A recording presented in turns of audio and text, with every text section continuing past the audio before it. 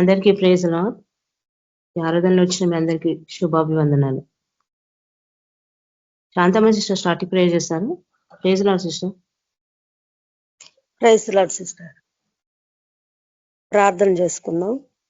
మహాపరిశుద్ధుడా, సర్వోన్నతుడా, సర్వాధికారి, దేవాతి దేవా, నీకే వందనాలయ్యా. జీవం గల యేసయ్య, జీవాధిపతి, నీ బంగారు పాదాలకు వందనాలు, స్తుతులు, స్తోత్రాలు నాయన. దయగలిగిన మా తండ్రి, ఈ దినమంతా ప్రభా నీ బలమైన రెక్కల కింద మమ్మల్ని భద్రపరిచి నాయన, మీరు కాచిన విధానం కొరకే నీకు వందనాలు. మా గొప్ప కాపరి నీకే వందనాలు యేసయ్య. పరిశుద్ధుడా, నీకే స్తుతులు, స్తోత్రాలు నాయన. మీరు ఇచ్చిన ప్రభా ఈ యొక్క సమయం కొరకే నీ కోట్లాది వందనాలు నాయన. దయగల తండ్రి, ఇదిగో నా ప్రభా నీ పరిశుద్ధ బిడ్డలతో కలిసి నా ప్రభా యేసయ్య నీ నామం స్తుతించుటకు నాయన, నిన్ను ఆరాధించుటకు ప్రభా మీరు ఇచ్చిన కృప కొరకే నీకే వందనాలు, స్తుతులు, స్తోత్రాలు చెల్లించుకున్న ప్రభా. ప్రార్థన ఆరాధనలో మీరు దిగండి నాయన. పరిశుద్ధుడా, నీకే వందనాలు యేసయ్య. ప్రభా వాక్యం ద్వారా మీరు మాతో మాట్లాడండి, పాటల ద్వారా మీరు మహిమ పొందండి యేసు ప్రభా. పరిశుద్ధుడా, నీకే స్తుతి స్తోత్రాలు నాయన. ప్రభా మీరే ఆత్మ నడిపింపు దయచేయండి ప్రభా. మీ పరలోక మర్మాలు మాకు బయలుపరచండి యేసు ప్రభా. పరిశుద్ధుడా తండ్రి, మీ యొక్క ప్రభా వాక్యం చెప్తున్న వాళ్ళ ప్రభా నీ పరిశుద్ధ ఆత్మ నింపుదల దయచేయండి ప్రభా. అయ్యా మీ ఆత్మతో నింపి ప్రభా మీ జీవవాక్కులు ప్రభా మాతో మాట్లాడమని ప్రార్థిస్తున్నా. పరిశుద్ధుడా, నీకే స్తుతి స్తోత్రాలు నాయన. ప్రభా ప్రతి ఒక్కరు కూడా నాయన తొందరగా జాయిన్ అవటకు నీ కృప దయచేయండి. పరిశుద్ధుడా, నీకే వందనాలయ్యా. ప్రతి ఒక్క ఆటంకాలను మీరు తొలగించండి యేసయ్య. మీరే సహాయం చేయండి విని వారికి నాయన. తండ్రి రక్షణ మారు మనసు దయచేయమని ప్రార్థిస్తున్నా తండ్రి. ప్రభా నీకే వందనాలు అయినా. అనారోగ్యం ఉన్న వాళ్ళని కూడా ప్రభా మీరు స్వస్థపరచండి యేసు ప్రభా. నీకే వందనాలయ్యా ప్రభా. ఈ ఆరాధన అంతట్లో ప్రభా మీరే ఆతిథ్యం వహించి తండ్రి నీకు మహిమకరంగా ప్రభా తండ్రి ఆరాధన అంతా నీ పరిశుద్ధ ఆత్మ నడిపింపు దయచేయమని నీ కృపకు అప్పచెప్పుకుంటూ యేసయ్య పరిశుద్ధ నామమును ప్రార్థిస్తున్నాను తండ్రి. ఆమేన్. Thank you Jesus. Sister. Thank you sister. పాట పాడుతున్నాము.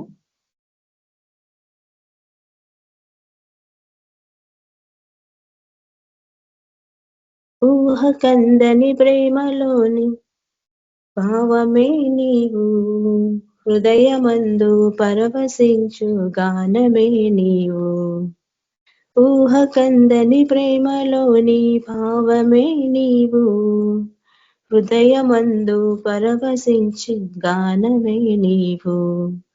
మనసు నిండిన రమ్యమైన గమ్యమే నీవు, మరపురాని కలల సౌధం గుర్తులే నీవు.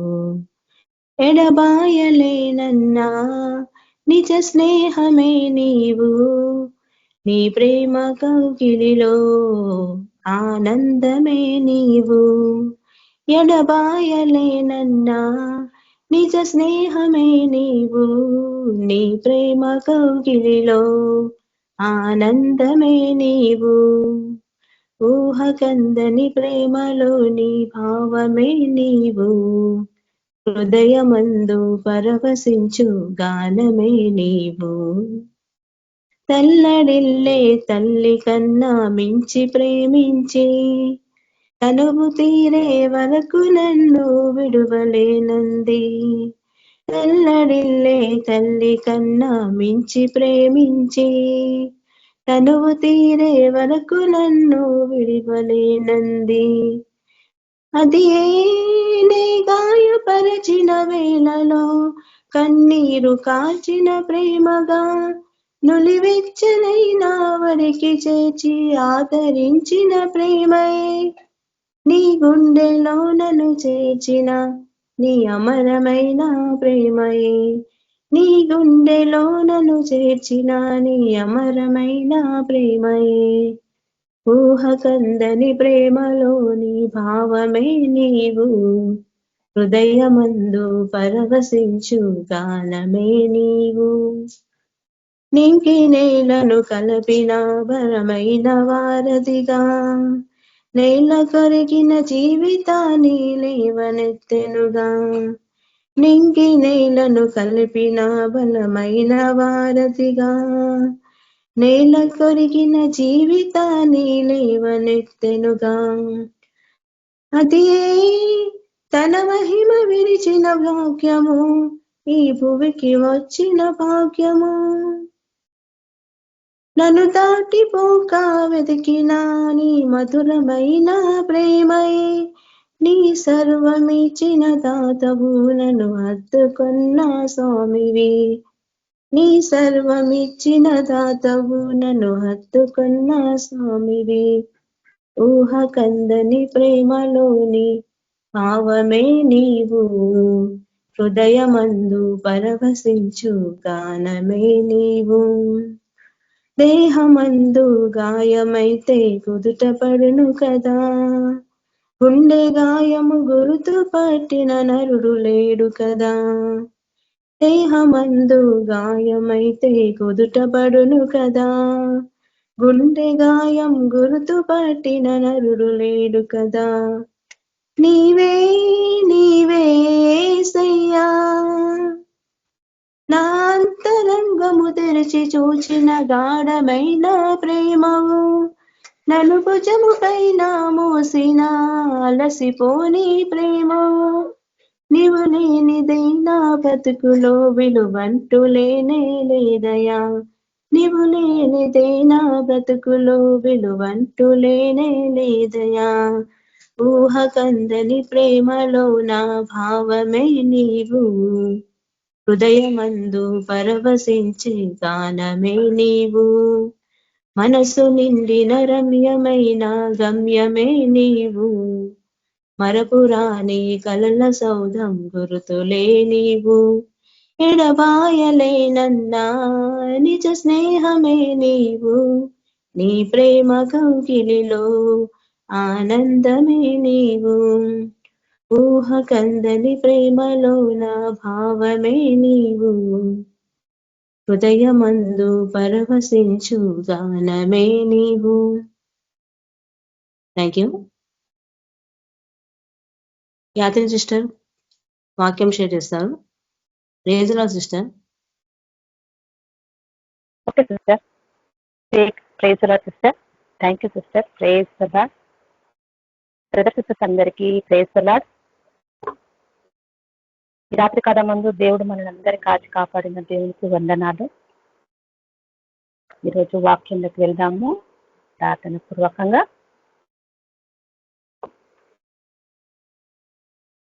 ప్రార్థన చేద్దాము. స్తోత్రం పరిశుద్ధుడా, మహిమోన్నతుడా, సర్వశక్తిమంతుడా, జీవంగల తండ్రి నీకు వందనాలు ప్రభా. నిన్న నేడు నిరంతరం ఏకరీతి ఉన్న తండ్రి నీకు వందనాలు. ఈ రాత్రి కాలం ఇచ్చిన ఈ అవకాశం బట్టి నీకు కోట్లాది వందనాలు ప్రభా. వాక్య చేత మీరు మాతో మాట్లాడండి ప్రభా. మమ్మల్ని ఎంతగానో ప్రేమించిన, రక్షించిన, కాచి కాపాడిన దేవ, భద్రపరిచిన తండ్రి నీకు స్తోత్రంలో లెక్కలేని వందనాలు. మమ్మల్ని సజీలకలు పెట్టిన దేవానికి కోట్లాది వందనాలు ప్రభా. ఎన్నో విషయాలను మమ్మల్ని ఎంతగానో కాచి కాపాడినారు ప్రభా, భద్రపరిచిన దేవ. అందరి బట్టి నీకు స్తోత్రంలో చెల్లిస్తున్నాం తండ్రి.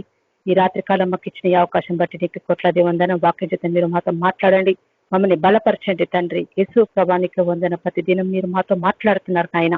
అందరి బట్టి నీకు వందనాలు ప్రభా, స్తోత్రముడు ఆయన. మా హృదయాలను ఎంతగానో బలపరుస్తూ తండ్రి నీకు స్తోత్రంలో చెల్లిస్తాం. ప్రతి ఒక్క మహిమ నీకే చెల్లిస్తూ నజరేయుడైన యేసుక్రీస్తుని వేడుకుంటున్నాం తండ్రి, ఆమేన్.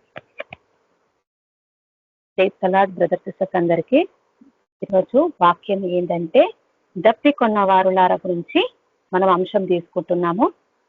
మన యెషయా 55 అధ్యాయము ఆ అంశం నుంచి మనము చూసుకుంటున్నాము. ఇక్కడ దప్పిక గురించి దేవుడు మాట్లాడుతూ ఉన్నాడు కదా. యెషయా ద్వారా మరి పలికిన మాటలు మరి యేసు ప్రభు ఆత్మరూపకంగా మరి ఆయన ద్వారా పలికిండు కాబట్టి మనకి ఈ రోజు మాట్లాడుతున్నాడు అన్నమాట. అయితే ఈ రోజు యెషయాలో 55 అధ్యాయము మొదటి వచనము చూసుకుందాము. దప్పికొన్న వారులారా నీళ్ళ యొద్దకు రండి, రూకలు లేని వారులారా మీరు వచ్చి కొని భోజనము చేయండి. రండి, రూకలు లేకపోయినను ఏమీ ఇయ్యకయే ద్రాక్ష రసము పానము కొనుండి.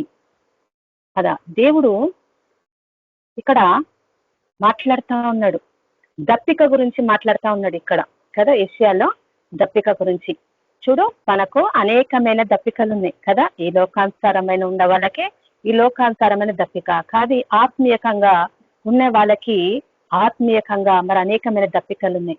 చూడు, ఈ రోజు ఈ లోకంలో దప్పిక కొనవారులారా దేవుడు అంటూ నీళ్ళ యొద్దకు రండి. మరి ఎంతమందికి దాహం ఉన్నది కదా. ఈ లోకంలో ఉన్న వాళ్ళు అనేకమైన విషయాల దాహంలో ఉన్నారు కదా, ఈ లోకాన్ని సంపదన వెంబడి పడడం కదా, వాళ్ళు పడి వాళ్ళు ఇంకా దాహం తీరకుండానే ఉన్నారని తెలుస్తుంది కదా. కానీ దేవుడు అంటున్నాడు, దప్పికొన్న వారులారా నీళ్ళ యొద్దకు రండి అంటున్నాడు. ఆ నీళ్లు యేసు ప్రభువే కదా, ఆ నీళ్లు యేసు ప్రభువే. కాబట్టి ఈ దప్పిక మనకు ఆత్మీయకంగా దేవుడు తెలియజేస్తా ఉన్నాడు కదా. మనకి ఏ దప్పిక ఉంది కదా, ఈ లోకంలో ఆత్మీయకంగా దప్పిక గురించి మాట్లాడుతున్నాం మనము ఈరోజు కదా. దప్పిక మరి అనేకమైన ఆత్మలకు నుంచే మన దప్పిక కదా. ఈ లోకంలో చాలా మంది క్రైస్తవులకు ఏ విధంగా ఉంది, మరి దేవుని సత్యంలో ఉన్న వాళ్ళకి ఏ విధంగా ఉంది, ఈ లోకంలో ఉన్న అన్యజనులకు ఏ దప్పిక ఉందనేది ఇక్కడ తెలియజేస్తా ఉన్నాడు దేవుడు. సరే, మరి ఇక్కడ అడుగుతున్నాడు, దప్పిక కొన్నవారులారా నీళ్ళ యొద్దకు రండి, తూకాలు లేని వారులారా మీరు వచ్చి ఏమంటున్నా, మీరు వచ్చి కొని భోజనము చేయుడి. రండి, రూకం లేకపోయినను ఏమీ ఇయ్యకయే ద్రాక్షారస పానంను కొనుండి కదా. దేవుడు మనకు అనేకమైన దేవుడు తెలియజేస్తా ఉన్నాడు. మీరు దేవుని దగ్గర ఆ దప్పిక ఉంటే నీళ్ళ యొద్దకు రమ్మంటాడు. ఆ నీళ్లు జీవపు జలపు ఊటనే కాబట్టి ఆ ఊట యేసు ప్రభు దగ్గరనే ఉన్నది కదా.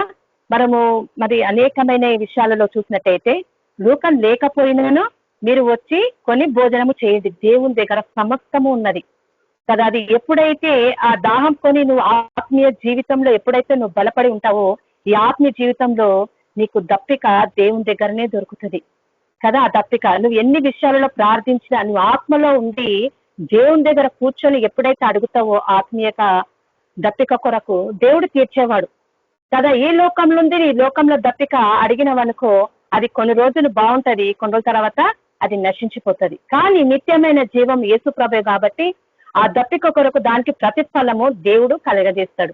మనకు ఏ దప్పిక కొరకు మనము కలిగి ఉన్నామనేదే ఈ రోజు మనము పరిశీలించుకోవాలా మన జీవితాన్ని. చూడు, ఈ లోకంలో భయంకరమైన పరిస్థితి, ఎంత ఊహించని జీవితంలో మనుషులు జీవిస్తా ఉన్నారు. ఏం జరగబోతుందో కూడా రేపటి సంగతి వాళ్ళకు తెలియకుండా ఉన్నారు. లోకంలో జరిగిపోయిన తర్వాత బాధపడడం, దుఃఖించడం, శరీరము నల్లగొట్టబడడం. ఎందుకంటే ఈ లోకంలో కాదు, ఈ దేవుని బిడ్డల మధ్యలో కూడా జరుగుతా ఉన్నది అది. కానీ నువ్వు ముందుగానే నేను దేవుడు ఇక్కడ హెచ్చరిస్తా ఉన్నాడు, నువ్వు దప్పికొనుంటే నీళ్ళ యొద్దకు రండి. ఆయన నీళ్ళైన వాక్యము, పరిశుద్ధాత్మ, ఆయన జీవ జలపు ఊటలు ఆయన దగ్గర ఉన్నాయి. ఎంత కావాలంటే దేవుడు అంతగా దప్పిక నీకు ఇస్తా ఉంటాడు. ఈ రోజు నువ్వు ఏ దప్పికలో ఉన్నావో మనము పరీక్షించుకోవాలా కదా. అందుకే దేవుడు మరి విషయాలు జాగ్రత్తగా మనకు మాట్లాడుతూ ఉంటాడు, మరి తెలియజేస్తా ఉన్నాడు. చూడు, ఆత్మీయతగా ఉన్న వాళ్ళకు ప్రతి దినం మనకు దాహమే ఉంటది. ఎందుకంటే నశించే వారి కొరకే మన దాహము కదా.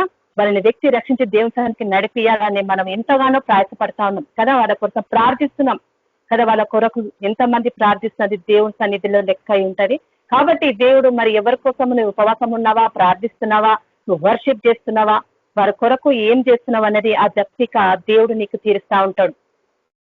అయితే దేవుడు ప్రతి ఒక్కదానికి జవాబు ఇచ్చే దేవుడైనా కదా. దేవుడు ప్రతి ఒక్కదానికి సమయం కలదు, దానికి జవాబిస్తాడు దేవుడు. ఏది కూడా ప్రార్థన వ్యర్థము కాదు కదా. ఈ రోజు ప్రార్థన చేసింది ప్రతి ఒక్క దానికి జవాబు ఒక రోజు కాకుండా ఒక రోజు ఇస్తాం. మనం అనుకుంటాము టైం అయిపోతుందని కదా. ఈ రోజు మనం మొర పెడతా ఉంటాం ఇది జరగలేదని, కానీ ముందుకు అది జరుగుతుంది. అది ఎట్లా ఉంటది అంటే అద్భుతంగా ఉంటుంది. ఎందుకంటే ఆ రుచిలో ఉన్న వాళ్ళకే తెలుస్తుంది, ఆ దాహంలో ఉండి మొరపెట్టిన వారికే దాని గురించి తెలుస్తుంది కదా. ఇక్కడ రూకం లేని వారులారైతే మీరు వచ్చి కొన్ని భోజనము చేయుడి. ఆయన దగ్గరకు వచ్చి మరి భోజనం చేయండి. రండి, రూకం లేకపోయినను ఏమి ఇయ్యకపోయినను ద్రాక్షారసము పానము కొనుండి అంటున్నాడు దేవుడు. ఇక్కడ ఏమంటున్నాడు, ఆ పాలను కొనుండి. ద్రాక్షారసం చూడు, ద్రాక్షారసము దేవుడు ఆ సత్యమైన జీవము దేవుని దగ్గర ఉంది కాబట్టి నీ దగ్గర ఏది లేకపోయినను కదా, నువ్వు ఏమి ఇయ్యకపోయినను దేవుడు మన అడుగుతాడా మనని? ఏది కూడా అడగడు కదా. నువ్వే ఏదో తీసుకపోయి ఏదో చేయాలనుకుంటావు కానీ అది కాదు. దేవుడికి ఏమైనా తీసుకుంటాడా? దేవుడు ఎప్పుడో తీసుకునే దేవుడు ఆయన కాదు కదా. దేవుడు అంటున్నాడు రండి. ఇక్కడ ఏమంటున్నాడు, రండి, రూకలు లేకపోయినను ఏమి ఇయ్యకయే ద్రాక్షారసము పానము కొనుండి. దేవుడు ఊరికనే కొనమంటున్నాడు, ఉట్టిగానే నీకు ఇస్తా అంటుండు ఉచితంగా. కానీ ఎంతమంది ఆసక్తితో ఉన్నాం. దేవుడు ఉచితంగా ఇస్తున్నప్పుడు ఎంత ధన్యత కదా. ఈ లోకంలో నశించే దాని కొరకే మనం ఈ లోకానంతా వెతుకుతుంటాం కదా. నిత్యమైన జీవము దేవుడు మనకు ఉచితంగా ఇస్తా అంటుంటే కూడా మనం తీసుకున్న వారంలా ఉన్నామా? మరి ఏ విధమైనది మన ప్రార్థన, మన ఆసక్తి కదా. దేవుడు అంటున్నాడు, అదే మీ దగ్గర ఏమి రూపాయలు లేకపోయినాను ఏమి ఇయ్యకయ్యే ద్రాక్షారసం పాలను కొనుండి అంటున్నాడు కదా. ఆయన దగ్గర సమస్తం ఉంది. దేవుడు మనని విలువపెట్టి అయినా ఉన్నాడు కదా. మనం ఆయనకి ఇచ్చి మనం కొనగలుగుతామా? నీలో ఏమిస్తాం కదా. మన కోసం దేవుడు ప్రాణం పెట్టేసింది కదా, త్యాగం అయిపోయింది కాబట్టి. దేవుడు అంటూ మన కోసం ప్రాణం పెట్టింది కాబట్టి ఆయన ఊరికనే మీరు ఏమి ఇవ్వకపోయినా నేను నీకు ఉచితంగా ఇస్తా అంటున్నాడు. కాబట్టి ఈ దాహము మరి మనకు యోహాను సువార్తలో మరి 4వ అధ్యాయంలో మరి సమరయ స్త్రీ గురించి అక్కడ రాయబడి ఉంటది అనేకమైన విషయాలు. చూడు, దేవుడు తన బిడ్డలకి వాగ్దానం చేసుకుంటూనే వస్తున్నాడు కదా. అబ్రాహాంకి, ఇస్సాకు, యాకోబు మరి దగ్గర నుంచే మరి దేవుడు ఆ వాగ్దానం తీసుకొస్తూ ఉన్నాడు అనమాట. కానీ ఆ వాగ్దానాన్ని మనకి గుర్తు చేస్తా ఉన్నాడు. మరి ఆ వాగ్దానంలో మనం చివరి వరకు ఉన్నామా అది గుర్తెరగాల. ఎందుకంటే యెషయాలో దేవుడు అనేకమైన విషయాలు చెప్పినా కూడా మరి దేవుని బిడ్డలు ఏ విధంగా ఉన్నారంటే చెడ్డగా జీవిస్తూ ఉన్నారు. వాళ్ళకు వాగ్దానాన్ని పొడగొట్టుకున్న జీవితాలు ఉన్నాయి. కాబట్టి మరి దేవుడు కొత్త నిబంధనల యోహాను సువార్తలో మనకు అనేకమైన విషయాలు సమరయ స్త్రీ ద్వారా మనకు తెలియజేస్తా ఉంటాడు కదా. సమరయ మార్గంలో వెళుతూ ఉంటాడు యేసు ప్రభు మరి శిష్యులను తీసుకొని వెళ్ళవలసి వచ్చినప్పుడు, ఆయన అక్కడ వెళ్ళినప్పుడు శిష్యులు మరి ఆహారం కొనడానికి వెళ్ళినప్పుడు అక్కడ ఆ బావి దగ్గరికి, యాకోబు అనే బావి దగ్గరికి, వాగ్దానం చేసిన బావి దగ్గరికి ఆయన వెళ్తా ఉంటాడు. యాకోబు తన కుమారుడైన యోసేపుకి ఇచ్చిన భూమి దగ్గరనున్న సమరయంలోని సుకారాను ఒక ఊరికి వచ్చాను. అక్కడ యాకోబు అని బావి ఉండెను కనుక యేసు ప్రయాణము వలన అలసిన రీతినే ఆ బావి యొద్ద కూర్చుండెను. ఆ బావి దగ్గర అలసిపోయింది. ఏం చేస్తున్నాడంట దేవుడికి ఏ అలసట ఉంది కదా. అందుకే ఇక్కడ దప్పిక గురించి మాట్లాడుతున్నాడు. ఇక్కడ దేవుడు అలసిపోయినాడంట. దేని విషయంలో? ఎందుకంటే ఆత్మల గురించి ఆయన ఈ లోకానికి వచ్చి మనకు చూపిస్తా ఉన్నాడు. అలసిపోయి ఉన్నాడు. ఆత్మల భారంలో ఆయన బావి దగ్గర కూర్చొని ఉన్నాడు కదా. అందుకే అక్కడ యాకోబు బావి ఉండను కనుక యేసు ప్రయాణము వలన అలసి ఉన్న రీతిని ఆ బావి యొద్ద కూర్చుండెను. అప్పటికి ఇంచుమించు 12 గంటలాయను. ఎన్ని గంటలైంది? పొద్దు నుంచి ఆయన కూర్చొని ఉన్నప్పుడు, ఆయన దాహం ఉన్నప్పుడు మధ్యాహ్న కాలంలో ఏమైనదంట, అక్కడ బావి దగ్గర కూర్చున్నప్పుడు ఇంచుమించు 12 గంటలకు సమరయ స్త్రీ ఒక్కతే నీళ్లు చేదుకొనుటకు అక్కడికి రాగా యేసు నాకు దాహం కిమ్మని ఆమెను అడిగాను. ఆయన శిష్యులు ఆహారం కొనుటకు ఊరిలోనికి వెళ్ళియుండిరి. ఆ సమరయ స్త్రీ, యూదుడవు అయిన నీవు సమరయుని స్త్రీ అయిన నన్ను దాహము కిమ్మని ఎలా అడుగుచున్నావని ఆయనతో చెప్పాను. ఆమె అనుకుంటుంది నేను అంటిరాను దానని. తన ఆత్మ చెప్పేస్తుంది ఆయన యూదుడు, ఆయన పరిశుద్ధుడు, ఆయన గొప్ప దేవుడు కాబట్టి ఆమెలో ఏమనిపిస్తుంది, వీళ్ళు యూదులు కదా, వీళ్ళు మా బావి దగ్గర కూర్చున్నారు కదా, ఇక్కడ వచ్చి కూర్చున్నాడు, మరి నేను ఏ విధంగా నీళ్ళు ఇవ్వగలను, నేను అంటిరాని దాని కదా. యూదులు మరి సమరయ స్త్రీలకు మరి పొత్తు కుదరదు. కానీ దేవుడు అక్కడ ఉపమానం ఏం చెప్తున్నాడంటే, దేవుడు తగ్గించుకొని సమరయ దగ్గరికి వెళ్ళిపోయాడు కదా. తగ్గించుకొని సమరయ దగ్గరికి అక్కడ బావి దాహం కొరకు కూకున్నాడు ఆయన. ఎందుకు అంటే అక్కడ భయంకరమైన పరిస్థితి ఆ బావి దగ్గర జరుగుతుంది కాబట్టి, ఆ ఊర్లో జరుగుతుంది కాబట్టి అక్కడ ఏం చేస్తున్నాడు, అక్కడ ఆయన ఆ బావి దగ్గర కూర్చున్నప్పుడు దాహంతో ఉన్నప్పుడు ఆ సమరయ స్త్రీ అక్కడికి వచ్చింది. మరి ఆయన దగ్గర చూడగానే ఆమెకు భయం కలిగిపోయింది. అయ్యో ఈయన యూదుడు కదా, యూదుడులాగుండి యూదుడు కదా, నేను ఎట్ట సమరయున్నా ఇంత పాపంలో ఉన్న వాళ్ళం మేము అంటూ రాని వాళ్ళం కదా, అక్కడ పూజించనీకి లేదు, వాళ్ళని పట్టుకోనీకి లేదు, మమ్మల్ని అన్ని వెలివేస్తారు కదా ప్రతి ఒక్క దాంట్లో, నేను ఏ విధంగా ఆయనకు సహాయం చేయగలను అన్నట్టుగా ఆయన అడుగుతా ఉంది. నేను చెయ్యలేను కదా. అందుకు ఆయన ఏమంటున్నారంటే, ఆ సమరయ స్త్రీ, యూదుడవైన నీవు సమరయ స్త్రీ అయిన నన్ను దాహం కిమ్మని ఎలా అడుగుచున్నావు? ఆయనతో చెప్పాను, ఎలా అనగా యూదులు సమరయులతో సాంగత్యం చెయ్యరు, వాళ్ళు అంటిరాని వాళ్ళతో సమానంగా చూస్తుంది. కానీ దేవుడు ఎక్కడికి వెళ్ళిందంట, వాళ్ళ యుద్ధకే వెళ్ళిండు. ఈ రోజు మరి దేవుడు కూడా మనకు అదే విషయంగా తెలియజేస్తా ఉన్నాడు. ఎంతమంది పాపంలో జీవిస్తున్నారు, ఎంతమంది లోకానుసారంగా జీవిస్తున్నారు. ఈ లోకంలో భయంకరమైన పాపము వెంటాడుతుంది మనిషిని, భయంకరమైన పాపం ఊహించని రీతిగా ఎంత భయంకరం అంటే చెప్పలేనంత రీతిగా మనుషులని నాశనానికి తీసుకొని వెళ్తుంది ఆ పాపము. చూడు, యూదులలో మరి ఈయన సాంగత్యము చేయకూడదని ఈమె అనుకుంటా ఉంది, కానీ ఆయన అక్కడనే కూర్చున్నాడు. ఈ రోజు అలాంటి ఆసక్తి మనకు ఉన్నదా? ఎవరైనా మనుషులు పాపి కనబడితే వాళ్ళతోని పోరు దగ్గరికి దూరంగానే పెడతారు, ఏది మనకు అంటుకున్నట్టుగా. ఎందుకంటే ఆ పాపిని మార్చనీకే కదా ఈ లోకానికి దేవుడు వచ్చింది. మరి పాపిని చూస్తే నువ్వెందుకు ఆశ్రయించుకుంటావు? వాళ్ళని ప్రేమించాలి కదా, అప్పుడే వాళ్ళకు ప్రేమ అనేది రుచి చూపెట్టాలా కదా. వాళ్ళలో ఉన్న గుణాలని మనం మార్చాలనే గాని మనం ఎందుకు దూరం జరగాల? చూడు, ఇక్కడ యేసు ప్రభు మనకు ఒక జీవితాన్ని చూపిస్తా ఉన్నాడు, అక్కడ ఒక మాదిరి అనేది చూపిస్తా ఉన్నాడు. అక్కడ సమరయ స్త్రీ పాపంలో జీవిస్తా ఉందామే, అది దేవుడికి తెలుసు కదా, ఆ పరిశుద్ధమైన దేవునికి తెలుసు కాబట్టి ఆ ఊరికి వెళ్ళిండు కదా. ఆ ఊరికి ఆ సమరయ మార్గంలో వెళ్ళి తుకారాను ఒక ఊరికి వెళ్ళి అక్కడ కూర్చున్న బావి దగ్గర, ఆయన బావి దగ్గర కూర్చొని ఆయన నీళ్ళ బావి కోసం దాహంతో ఉన్నాడు ఆయన. ఆ దాహము చూడండి ఎట్లా ఉందంటే, ఆమె అడుగుతుంది, నేను నిన్ను అంటురాని వాళ్ళం కదా, నీకు ఎలా సహాయం చేయగలనని ఆమె అడుగుతుంది ఆయనని. ఆయన ఏమంటున్నాడంటే, యేసు ప్రభు యూదుల్లో సమరయతో సాంగత్యము చెయ్యరు, అందుకు యేసు నీవు దేవుని వరమును నాకు దాహికిమ్మని నిన్ను అడుగుచున్న వాడు ఎవడో అది ఎరిగి ఉంటే నీవు ఆయనను ఏమంటున్నావు అడుగుదువు అంటుండు కదా. దేవుడి ఇక్కడ ఏమంటున్నాడు, నువ్వు ఎవరైతే, అందుకు యేసు నీవు దేవుని వరమును నాకు దాహికిమ్మని నిన్ను అడుగుచున్న వాడు ఎవడో నువ్వు తెలుసుకుంటే, ఆయన ఏమంటుండు, ఎరిగి ఉంటే నీవు ఆయనను అడుగుదువు అంటున్నాడు. ఆత్మీయకంగా ఆమెతో మాట్లాడుతున్నాడు. చూడు, ఆయన తెలుసుకుంటే ఎవరు అడుగుతున్నారో ఆత్మీయకంగా ఆమె నేత్రాల గురించి మాట్లాడుతుండు. తెరిస్తే అప్పుడు నీకు స్పష్టంగా నీకు తెలుస్తుంది అన్నట్టుగా ఆమెకు తెలియజేస్తా ఉన్నాడు యేసు ప్రభు. చూడు, అందుకు యేసు నీవు దేవుని వరమును నాకు దానికి అసలు ఎరిగి ఉంటే ఆయనను అడుగుదువు.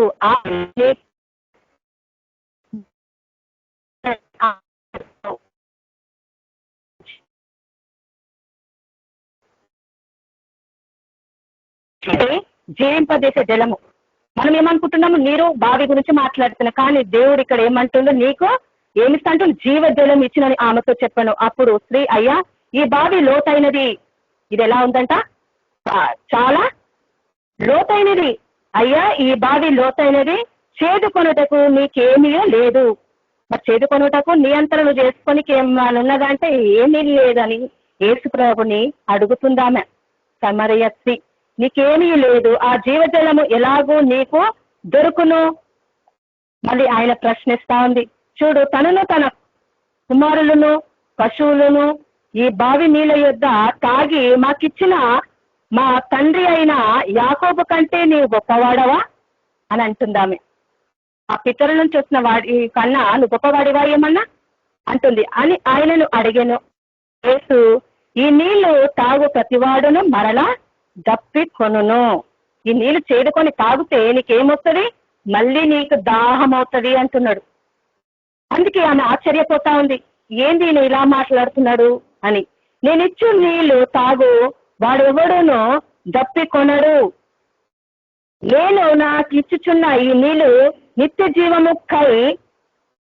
జీవమున్నకై వానిలో ఊరేడి నీటి ఉత్తగా ఉండునని ఆమెతో చెప్పాను. ఆ స్త్రీ ఆయనను చూచి, అయ్యా నేను దప్పి కొనకుండునట్లు చేదుకొనుటకు ఇంత దూరము రాకుండునట్లు ఆ నీరు నాకు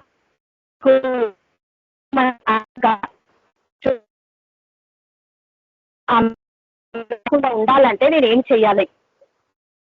ఆత్మీయకంగా దేవుడు తెలియజేస్తా ఉన్నాడు ఆమెకు. చూడు, ఆమె ఇది లోతైనది కదా, అయ్యా ఇది లోతైనది, చేదుకొనుటకు నీ దగ్గర ఏది కూడా లేదు కదా, నువ్వు ఎలా చేదుకొని ఉండగలుగుతావు? కానీ ఈ బావి కూడా మా పితరుల నుంచి వస్తున్నది బావి కదా, మా పితరుల నుంచి వచ్చిన ఈ యాకోబు కంటే గొప్పవాడవా ఆయన ప్రశ్నిస్తా ఉందామె కదా. చూడు, మనిషి శరీరంలో ఉంటే అనేకమైన ప్రశ్నలు మనిషికి కలుగుతూ ఉంటాయి. నువ్వు ఆత్మీయకంలో ఉన్నావనుకో నీకు ఈజీగా అన్ని అర్థమవుతూ ఉంటాయి కదా. చాలా మందికి ఇదే తేడా జరిగిపోతూ ఉంటది జీవితంలో. దేవుడు ఆత్మీయకంగా మాట్లాడుతున్నప్పుడు ఎవ్వరికి అర్థం కావు, చాలా విషయాలు చాలా చెప్తా ఉంటారు. కదా. మనిషి గుణం ఎలా ఉంటది, ఒక సైడే ఆలోచిస్తారు, రెండోసారి మాట్లాడడానికి ఉండదు. ఎందుకంటే వాళ్ళకి ఆలోచన ఉండదు కాబట్టి. ఎందుకంటే మనిషి గుణము ఎప్పుడు ఈ లోకం మట్టుకే చూస్తుంది, అసూయ, ద్వేషం, పగ, ఈర్షగా. దేవుడు చేస్తున్న మాటకి ఏమైనది అనేది కూడా జాగ్రత్తగా గ్రహించని స్థితి. నువ్వు ఈ ఆత్మీయ జీవితంలో నువ్వు ముందుకు వెళ్ళి బలపరిచి అనేకమైన దాంట్లో నువ్వు ముందు ఉన్నావనుకో, అన్ని తెలుసుకున్నావనుకో, నీకు ఈజీగా అర్థమైపోతాయి కదా. ఎవరు ఎలా ఉన్నారు, ఆత్మీయకంగా ఉన్నారా, శరీరకంగా ఉన్నారా, దాహం కొని ఉన్నారా కదా, లోకానుసారంగా ఉన్నారా, ఏ విధంగా నీకు ఈ వివేచన తెలియకపోతే ఈ లోకంలో నువ్వు ఇట్లాగనే ఉండిపోవాల్సి వస్తుంది. ఆత్మీయ జీవితంలో నువ్వు బలపరిచిన వాడలాగా ఉండలేవు. నీకు ఏది కూడా అర్థం కాదు. ఆయన రాబోయే దినాలలో భయంకరమైన స్థితిలో మీరు ఏ విధంగా నువ్వు ఎదుర్కోగలుగుతావు. ఈ చిన్న చిన్న సమస్యలకే నువ్వు బలహీనంగా ఉన్నావు. పెద్ద పెద్ద సమస్యలు ఇప్పుడు రాబోతున్నప్పుడు నువ్వు ఏ విధంగా ఎదుర్కొంటావు కదా. ఈ భయంకరమైన పాపి గురించి ఇక్కడ దేవుడు బావి దగ్గరకు వచ్చిండు. మరి అనేక విషయాలు మాకు బయటపరుస్తా ఉన్నాడు. ఈమె మళ్ళా దాహము కొనకుండా కదా, ఈ నీళ్లు తాగుతానంట, ఈ నీళ్లు నిత్య జీవమునకై వాళ్ళు ఊరేడి నీటి బుంగగా ఉండునని ఆమెతో చెప్పాను. ఆ స్త్రీ మళ్ళీ ఈ బావి దగ్గర రాకుండా నేను ఎట్లా ఉండాలి అని, అయ్యా నేను దప్పికొనకుండునట్లు చేరుకొనుటకు నాకు ఇంత దూరం రాకుండానట్లు ఆ నీళ్లు నాకు దయచేయమని అడగగా. ఎవరైనా ఈ దాహం గురించి అడుగుతామా? నేను ఎందుకు ఈ లోకంలో ఉన్న దేవా ఈ పాపంలో జీవిస్తున్నా, నేను అంత దూరం పోలేను, ఇక నేను ఇక్కడనే ఉండిపోతా, నువ్వు ఏదైనా చెయ్యి అని ఎప్పుడైనా అడుగుతామా? ఆత్మీయంగా మనం అడగలేము. ఎవరో చెప్పేదాకా మనకి ఇంకా తెలుసుకునే స్థితిలోనే ఉన్నాం ఆత్మీయ జీవితంలో. ఎందుకంటే నువ్వు కూర్చొని దేవుని దగ్గర అడిగితే కదా నీకు అన్ని సమస్తము బయలుపరచబడుతుంది కదా. మనము ఇప్పుడు సమరయ స్త్రీ అడుగుతుంది, అయ్యా నేను ఇక్కడ రాలేను, నేను ఇక్కడ వరకే స్టాప్ అయిపోతా, మళ్ళీ రాకుండా నేను ఏదైనా చెయ్యి, నీ దగ్గర అన్ని ఉన్నాయి అంటున్నావు కదా, మళ్ళీ నేను మీ బావి దగ్గర తాగితే మీకు దప్పికొంటారు, కానీ నేను ఇచ్చే జీవితాలకు నిత్య జీవము మీరు ఎప్పుడు కూడా దప్పికొన్నారు అంటుండు. ఆ దప్పిక మనకున్నదా కదా కదా. మనం ఎప్పుడు అనేకమైన విషయాలలో మనం దేవుని దగ్గర కూర్చొని ఎప్పుడైనా ప్రయాసం, దేవా నీ విషయంలో ఏమై ఉన్నది, దేవా నీ కృప ఎలా ఉంది ప్రభా నా పట్ల, దేవా చూపించిన ఆయన నీ చిత్తం ఏమైనది ప్రభా, నెరవేర్చు ప్రభా. ఎన్ని రోజులు ఈ పాపంలో జీవించారు, ఈ అసూయ, ద్వేషం, పగ, ఈర్ష, కుళ్ళు ఇవన్నీ ఉంటే దేవుని రాజ్యానికి నిత్య జీవానికి మనం వెళ్ళలేము. కానీ ఈయన అడుక్కుంటుంది అక్కడ కూర్చొని, ఈ బావి దగ్గర రాకుండా నేను ఏం చేయాలా, ఈరోజు ఆ బావి దగ్గరికి పోకుండా నేను ఏం చేయాలా ప్రశ్న ఆమె అడుగుతుంది. ఈ రోజు ఆ బావి అనే పాపమైన జీవితంలో మళ్ళా పడకుండా ఉండాలి అంటే నేను రోజు ఈ టైంకి వచ్చి చేరుకొని పోవాలంటే చాలా కష్టంగా ఉంది మనకి. ఎందుకంటే పొద్దంతా మంచిగా జీవించే వాళ్ళు, కానీ ఈమె పాపంగా జీవిస్తుంది. ఎన్ని రోజులు మనం ఈ పాపంగా జీవించేటట్టుగా ఉంటాం మనం చెప్పండి. మరి దేవుని దగ్గర కూర్చొని మళ్ళా వెనుకకు తిరిగినట్టుగా ఉండకూడదు. దేవుని సన్నిధిలో మనము జీవజలాన్ని తాగినము, ఆ పరిశుద్ధాత్మ నీలో ఉంటే ఆ జీవజలము, ఆ దేవుడి వాక్యము నివసిస్తే మనం ఏ తప్పు చెయ్యము, ఏ పాపం దృష్టిలో పడము, ఏ అసూయ ద్వేషం మనలో రాదు. వస్తుంది ఈ రోజు అంటే నువ్వు పాపంలో జీవించిన వాడి లాగానే ఉన్నాం, ఇప్పుడు ఇంకా దప్పిక కొన్ని దానిలాగానే ఉన్నాం. ఆ జీవజలపు తాగుతున్నా కూడా నువ్వు పాపంలో జీవిస్తున్నావు, కానీ నిత్య జీవానికి నువ్వు వెళ్ళలేవు. ఈమె నిత్య జీవం గురించి దేవుడు మాట్లాడుతా ఉండు, ఆ పరలోకం గురించి. ఈమె పరలోకానికి వెళ్ళే దాంట్లో ఈమె అడుగుతుంది ఏ విధంగా తయారు కావాలో దేవుని దగ్గర. దేవుడు ఎంత విధంగా ఆమెకు చాలా విషయాలు చెప్పినప్పుడు ఆమె పరిగెత్తుకొని పోయింది కదా, ఊరంతా చాటేసింది. ఒక్క చిన్న సాక్ష్యం చూడండి, ఊరంతా మార్చగలిగింది. ఈ రోజు మన జీవితంలో ఇంకా ఈ పాపమైన దగ్గర మనము ఇంకా చేదుకుంటూ ఉంటా. ఆ పాపమైన జీవితంలోనే లోకానుసారంగా జీవిస్తే మరి ఈ లోకంలో నిత్య జీవంలో నువ్వు వెళ్ళనికి అవకాశం లేదు కదా. దేవుడు ఆ సమరయ స్త్రీతో మాట్లాడుతా ఉండు, ఆ నిత్య జీవం గురించి మాట్లాడుతుండు. ఎప్పుడైతే నేను ఇస్తానో అది ఎప్పుడు కూడా నువ్వు దప్పి కొనలేరు అంటున్నాడు ఇక్కడ. చూడు, ఇది యెషయా ఈ దప్పి కొన్న వాళ్ళని నీళ్ళ యొద్దకు రండి, రూకలు లేని వారులారా మీ దగ్గర నా దగ్గర వచ్చి కొన్ని భోజనం చెయ్యండి, మీకు ఉచితంగా ఇస్తా అంటున్నాడు దేవుడు. మీరు ఏ కష్టపడ అవసరం లేదు, అందుకే ప్రయాసపడుతున్న జల్లరా నా యొద్దకు రండి, నీకు విశ్రాంతి కలగజేస్తాడు. అవునా కాదా? ఆ విశ్రాంతి మనకు దొరుకుతున్నా మనం తీసుకుంటలేం, దేవుడు ఇస్తా అంటున్నాడు, కానీ నువ్వు తీసుకునే స్థితిలో ఉన్నావు ఇప్పుడు కదా. దేవుడు అదే అంటున్నాడు. మళ్ళా యెషయా 55 అధ్యాయము, ఆహారము దాని కొరకు మీరు ఎలా నూకలు ఇచ్చేదరు కదా. ఆహారము కాని దాని కొరకు మీరు ఎలా నూకనిచ్చేదారు చెప్పండి. మనము పనికిరాని దానికోసమే ఈ లోకంలో అనేకమైన కష్టపడుతున్నాం కదా, కష్టమైన జీవితంలో జీవిస్తున్నాం. ఎందుకంటే దేవుడు ఆత్మీయంగా అనేకమైన విషయాలు మనకు బయలుపరుస్తున్నట. మనం కూర్చొని నేర్చుకోలేక ఇవన్నీ తపనలు పడుతూ ఉన్నాం కదా. దేవుడు మనకు అనేకమైన విషయాలు తెలియజేయాలనుకుంటున్నాడు. నువ్వు ఏ దశలో ఉన్నావో మనము గుర్తెరుకోవాలా, చూసుకోవాలా కదా. ఎప్పుడు చెప్తుంటేనే వింటున్నమే గాని మనలో ఏమైనా చెప్పు. దేవుని దగ్గర కూర్చొని అడుగుతున్నామా, దేవా నీకు ఏ విధంగా నేను ఉండగలుగుతాను, నేను ఏ విధంగా నేను చేయగలుగుతాను ప్రభా. నేను ఒకరు చెప్తుంటేనే వింటున్నానే గాని నాలో నుంచి వస్తలేదు ప్రభా. నీ స్వభావం నీలో నుంచి నాకు స్వభావం కలగాలి కదా ప్రభా. అలాంటి స్వభావం నాకు లేదు ప్రభా. ఎప్పుడైనా అడుగుతున్నామా మనము? ఆ గుణగణాలు మనలో లేక ఆ దాహం అనేదే మనలో లేదు ఆత్మీయంగా చెప్పాలంటే. ఇంకేమంటుందంటే ఈ సమరయ స్త్రీ ఆమె వెళ్ళి ఊరంతా ఇక్కడ తెలియజేస్తా ఉన్నాడు. చూడు, దేవుడు దయచేయమని అడగగా యేసు నీవు వెళ్ళి నీ పెనిమిటి పిలుచుకొని ఇక్కడికి రమ్ము ఆమెతో చెప్పాను. ఆ స్త్రీ నాకు పెనిమిటి లేడనగా యేసు ఆమెతో నాకు పెనిమిటి లేడని నీవు చెప్పిన మాట సరియే. నీకు 5 పెనిమిటిలుండిరి. ఇప్పుడు ఉన్నవాడు నీ పెనిమిటి కాడు, కొత్తనే చెప్పితివనను ఆమె ఒప్పుకుంది. ఆమెకు తెలిసిపోయింది. అప్పుడు స్త్రీ, ఆయా నీవు ప్రవక్తవని గ్రహించుచున్నాను. చూడండి, ఈమెకి ఎట్లా అర్థమైపోయింది. నువ్వు ప్రవక్త ఉన్నట్టంతా చెప్పేసినావు కదా, నువ్వు ప్రవక్తవి. చూడు, అలాంటి ఆత్మీయ జీవితంలో మనము దేవుని స్వభావం కలిగినప్పుడు ఈ లోకల్లో పాపం ఎక్కడ ఉంటుందో దేవుడు అక్కడ మనం నడిపిస్తా ఉంటాడు. నీకు తెలిసిపోతుంది కదా అనేకమైన విషయాలు. అలాంటి కృప మన దేవుడి దగ్గర మనకి పెట్టిండు. అక్కడ అలాంటి కృప ప్రతి ఒక్కరికి పెట్టిండు కృప. ఆ కృప లేదో మనం జీవిస్తున్నాం. ఆ కృపల నుంచి ఎప్పుడో తొలగిపోతావు, నువ్వు నరకానికి పోవాల్సిందే. అంటే భూమి మీద నువ్వు ఉండలేవు, బతకలేవు, వేస్ట్. సైతాన్ గారు ఈజీగా తీసుకొని వెళ్ళిపోతాడు. నువ్వు ఎప్పుడో చచ్చిపోవాల్సింది. కానీ ఆయన కృపలో ఉన్నావు కాబట్టి బతికిపోతున్నాం మనం. ఆయన కృప లేకపోతే మనం లేము కదా, ఆయన కృప లేకపోతే మనం లేము. కానీ ఈమె ఏమంటుంది, నువ్వు సత్యమే చెప్పితివా నేను. అప్పుడు ఆ స్త్రీ, అయ్యా నువ్వు ప్రవక్తవని గ్రహించుచున్నాను.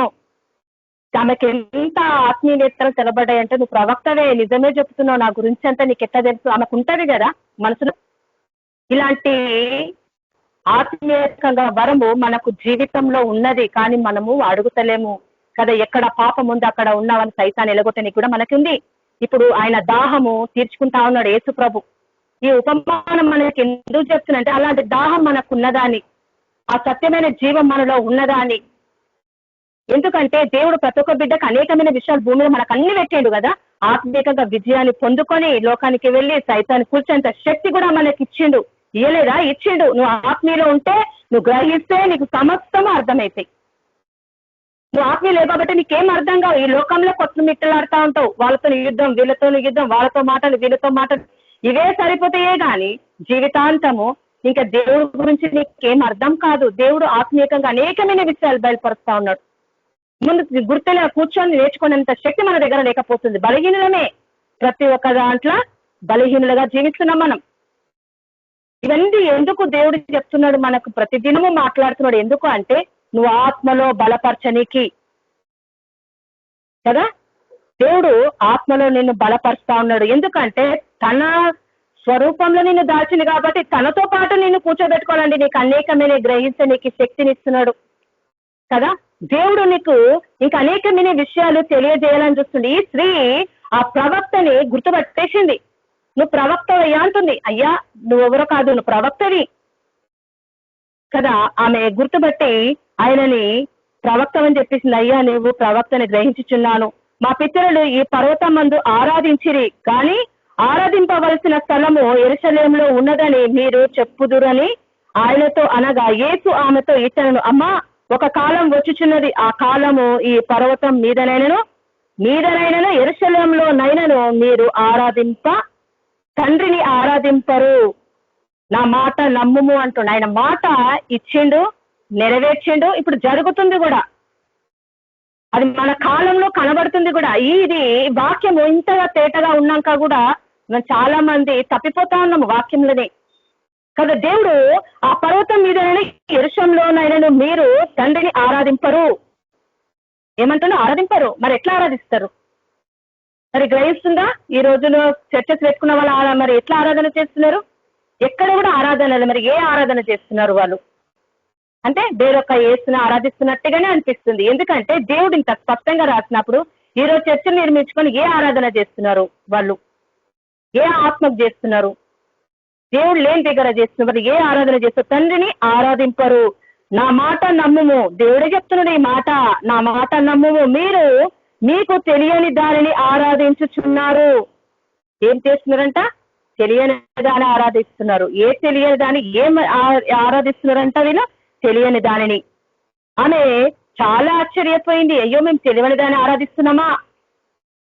మేము మాకు తెలిసిన దానిని ఆరాధించు వారము. రక్షణ యూదులో నుండియే కలుగుచున్నది. అయితే యథార్థముగా ఆరాధించు వారు ఎట్లా ఆరాధిస్తారంట? సత్యముతోనూ ఆత్మతోనూ తండ్రిని ఆరాధించు కాలము వచ్చుచున్నది. అది ఇప్పుడు వచ్చేయున్నది. అది మన కాలంలో జరుగుతూనే ఉన్నది. మరి ఆరాధించే వాళ్ళు ఎట్లా ఆరాధించాలంటే ఆత్మసత్వ సత్యంతో. ఎవరైనా ఆత్మతో సత్యంతో ఎప్పుడైనా ఆరాధన చేస్తున్నామా మనము? ఎప్పుడైనా దేవుని పరిశుద్ధాత్మలో లీనమవుతున్నామా మనము? ఎప్పుడైనా దేవుని మనం కనిపెడుతున్నామా దేవుని? మరి దేవుడు ఎట్లా నీ ప్రార్థన వింటాడు? దేవునికి మహిమ పోతుందా? ఈ రోజు పోతున్నాము ఆరాధన కంటే మన ప్యాషన్లే సరిపోతాయి. పొద్దున్న నుంచి రాత్రి దాకా దిద్దుకోవడమే సరిపోతుంది కదా. కొంచెం నలిగినా అది సెట్ ఇస్త్రీ కావాలి మనకి కదా. కొంచెం కూడా ఎవరైనా ఆత్మతో సత్యంతో ఈ రోజు ఎవరికైనా ఏది నలిగినా ఎవరు ఒప్పుకోరు. నీటిగా పోవాలా, నీటిగా చేసుకోవాలా. కానీ వాళ్ళ హృదయం ఏ విధంగా ఉందనే పరిస్థితి ఎవరు ఆలోచిస్తారు? నీ గ్రహించే జ్ఞానం ఉంటే బాగుండు, వివేచించేవారు. అది లేదు కదా మనకు. మరి ఏ విధంగా ఏ చర్చలో ఏ ఆరాధన చేస్తున్నాం మనము? తెలివని దాన్ని ఆరాధిస్తున్నామని చెప్తున్నాడు ఇక్కడ దేవుడు స్పష్టంగా. ఆరాధించే వాళ్ళు ఎట్లా ఆరాధిస్తారంటే ఆత్మతో సత్యముతో. మరి వాక్యాన్ని ఉల్టా చేసి తిరుగుతున్నాం మనమంతా. దేవుని అబద్ధంగా చేస్తున్నాం ఈ లోకంలో. అందుకే దేవుని ఉగ్రత రాబోతుంది. దేవుడు సమరయ స్త్రీతో ఇంత స్పష్టంగా చెప్తున్నాడు ఈయన కదా. నన్ను ఆరాధించే వాళ్ళు ఎట్లా ఆరాధిస్తారంటే ఆత్మతో సత్యంతో తండ్రిని ఆరాధించు కాలము వచ్చి ఉన్నది, అది ఇప్పుడు వచ్చే ఉన్నది. తాను ఆరాధించు వారు అతి వారే కావాలని తండ్రి కోరుతున్నాడంట. ఎవరు? పరలోకమున్న తండ్రి అట్లాంటి ఆరాధన కావాలని కోరుతుంది. మరి నీ ఆరాధన ఎట్లుంది? నీ సండే ఆరాధన ఎట్లుంది? కళ్ళు చేసి ఆరాధిస్తున్నావా? కడుపు నిండా తిని ఆరాధిస్తున్నావా? ఉపవాసం ఉండి ఆరాధిస్తున్నావా? నీకు ఏ దప్పిక ఉన్నది? సమరయ స్త్రీకి స్పష్టంగా అర్థం చేసేటట్టు తెలియజేస్తా ఉన్నాడు దేవుడు. మరి ఈ ఆరాధన ఎట్లా ఉంది దేవుని సన్నిధిలో? నీకు భయం ఉందా? నీకు భక్తి ఉందా? నీకు ఏమున్నది? నీ ఇంటికైతే ఆశీర్వాదం కావాలా? ఏ విధంగా ఆశీర్వాదం వస్తుంది చెప్పండి? దేవుడికి ఒక భయం లేదు, భక్తి లేదు, ఏది లేదు, ఒక సత్యం లేదు కదా. ఎప్పుడు సనుగుడు గునుగుడు కదా, సత్యం కదా అట్లా. అందుకే ఆరాధన చేసే వాళ్ళ ఆత్మతో సత్యంతో ఆరాధన చేయడం. అది ఎవరికి ఇష్టమంట? దేవుడు తండ్రి కోరుచున్నాడు ఆ ఆరాధనని. ఈ రోజు తండ్రి ఆరాధన చేస్తున్నావు. నువ్వు ఏ విధంగా ఆరాధన చేస్తున్నావు? దేవుడు అంటే నీకు భయం లేదు, వాక్యం అంటే భయం లేదు. మరి తండ్రి చూస్తున్నాడు కదా మీదకెళ్ళి. ఒక తీర్పు దినం దగ్గర రానే ఉన్నది. మరి ఎలా? మరి ఆయన తీర్పులో నిలబడబోతున్నాం మనం. నీ జీవితం పరీక్షిత ఏ విధంగా ఉన్నది? ఈరోజు ఏ దాహంతో కోరున్నావు? ఎంతమంది ఆత్మను దేవుని సన్నిధికి నడిపిస్తున్నాం? ఎవరి కోసం త్యాగం అవుతున్నాం ఈ లోకంలో? ఎలా అలసిపోతున్నాం? యెషయా ఇక్కడ అదే చెప్తా ఉన్నాడు. తప్పికొన్న వారులారా నీళ్ళ యొద్దకు రండి, మీకు దేవుడు అనేకమైన విషయాల మీద ఇస్తా అంటున్నాడు. ఇంకేమంటాడు? రూకం లేని వాళ్ళారా మీరు వచ్చి కొని భోజనం చేయండి. రండి, రూకం లేకపోయినను ఏమీ ఇయ్యకయే ద్రాక్షారసము పాలను కొనుండి ఆహారం కాని దాని కొరకు మీరెలా ఏం చేసినట్టే కాని దాని కొరకు మీరెలా రూకలు ఇచ్చేదరు? సంతృష్టి కలగజేయ దాని కొరకు మీ కష్టార్జితం ఎందుకు వేపర్చెదరు? నా మాట జాగ్రత్తగా ఆలకించి మంచి పదార్థం భుజించుండి, మీ ప్రాణము సారమైన దాని యందు సుఖింపనియండి. మరి నీ విత్తనం ఎక్కడ వేసుకుంటున్నావు? నేల మీద వేసుకుంటున్నావా? రాతి మీద వేసుకుంటున్నావా? బండ మీద వేసుకుంటున్నావా? 100 రెట్లు ఫలించే దాని మీద వేసుకుంటున్నావా? దేవుడు మాట్లాడుతా ఉండు. సారమైన దాన్ని చాలా ఫలించే దాని మీద వేసుకోవాలా మనం. ఎట్లా ఫలించేటట్టు ఉన్నామా? మన విత్తనం ఏ విధంగా ఉంది? విత్తనం ఈ రోజు ఏ విధంగా వేసుకుంటున్నావు? ఫలించేటట్టు వేసుకున్నావా? సగంలో ఉండి వెళ్ళిపోయేటట్టు వేసుకున్నామా? ఏ విధంగా? దేవుని సన్నిధిలో మనకి చాలా అవసరము. ఎక్కడ వేసుకుంటున్న విత్తనం ప్రతి దినము దేవుడు మాట్లాడుతున్నాడు కదా. ఈ రోజు మనకి ఇచ్చిన ఈ ధన్యత దేవునికి కోట్లాది వందనాలు చెప్పాలా. ఈ సమయం ప్రతి దినము జరుగుతుంది కదా. మనం పోతే సండేనే ఆరాధన చేస్తామని, ఉపవాస ప్రార్థన అంటే సాటర్డే, మళ్ళీ ఫ్రైడే రోజు మనకు ఉపవాస ప్రార్థన. మిగతా రోజులు ఉంటుందా? ఉండదు. కానీ ప్రతిదినం దేవుడు మనతో ఈ ఆన్లైన్ ప్రేయర్ లో మనతో మాట్లాడుతుండ్రు. మరి నీకు ఏ విధంగా భయం ఉన్నది? దేవుడు మాట్లాడుతున్నప్పుడు మనుషులు చెప్తున్నారు కదా, నేను ఎందుకు వినాలా, నేను ఎందుకు చేయాలనుకుంటున్నా, కానీ దేవుడు మాటలు మాట్లాడుతున్నాం కదా. మన మాటలా నేను రాసినా దేవుడు చేసిన మాటలు ఇక్కడ ఈ భక్తుల ద్వారా మనకు తెలియజేస్తా ఉన్నాడు. నువ్వు ఏ విధమైన విత్తనం వేసుకుంటావు? నీ ప్రాణంకు సారమైన దాని అందు సుఖింపనీయుడి. అందుకే నీకు సుఖం లేకుండా పోయింది జీవితం. నీకు సమాధానం లేదు, నీ జీవితంలో సమాధానం లేదు కదా, చుట్టుపక్కల సమాధానం లేదు, నీ కుటుంబంలో సమాధానం లేదు, నీ పిల్లల మందిలో సమాధానం. ఎందుకు సుఖం నీయమంటున్నాడు దేవుడు? దేవుని యందు నువ్వు విత్తనం ఏ విధంగా వేసుకున్నావు? 100 రెట్లు ఫలించేటట్టు వేసుకున్నావా? చెవియోగి నా యుద్ధకు రండి, మీరు వినిన ఎడల, దేవుడు ఏమంటుండో, చెవియోగి నా యుద్ధకు రండి, మీరు వినిన ఎడల మీరు బ్రతుకుదురు. చూడు, ఆయన మాటలు చెవియోగం అంటున్నాడు, చెవియోగం అంటున్నాడు. ఆయన మాటలు జాగ్రత్తగా వినండి. మీరు వినిన ఎడల మీరు బ్రతుకుదురు, నేను మీతో నిత్య నిబంధన చేసేదను. దేవుడు మనకు నిబంధన చేసిండు, కానీ దేవుని బిడ్డలు వాగ్దానంతో పోరగొట్టుకోరు. మన పితరుల నుంచి వచ్చిన వాళ్ళందరూ, అబ్రాహాముతో దేవుడు వాగ్దానం ముందటి నుంచే కదా, నోహా నుంచి అందరి నుంచి దేవుడు వాగ్దానం చేసుకుంటూ ఇక్కడ దాకా తీసుకొచ్చినా కూడా అందరి జీవితాల వాగ్దానాన్ని మర్చిపోయినరు. వాళ్ళ జీవితాలు అన్ని పొడగొట్టుకున్నారు, దేవుడికి విరుద్ధంగా తిరిగినారు ఈరోజు దేవుని బిడ్డలు. కానీ దేవుడు ఆ వాగ్దానాన్ని మళ్ళీ గుర్తు చేస్తా ఉన్నాడు, కొత్త ఒక బిడ్డను హెచ్చరిస్తా ఉన్నాడు. కానీ ఈ రోజు నీకు భయం భక్తి ఉంటే ఆ వాగ్దానానికి, ఆ నిత్య నిబంధన నువ్వు జీవించాలా. దేవుడు నాకేం నిబంధన చేసిండు? ప్రతి ఒక్క ప్రవక్తకి నిబంధన చేసిండు, తెలియజేస్తూనే ఉన్నాడు. ఈ రోజు వరకు దేవుడు చూపిస్తూనే ఉన్నాడు. చూడు, మీరు వినిన ఎడల మీరు బ్రతుకుదురు, నేను నీతో నిత్య నిబంధన చేసేదను, దావీదునకు చూపిన శాశ్వత కృపను నీకు చూపుదును. ఇదిగో జనములకు సాక్షిగాత నియమించిన. ఎట్లా జీవించుడు దావీదు? ఆయన ఎవరు? దావీదు గొర్రెల కాపరి. ఆయన విధేయత చూపించుడు దేవునికి.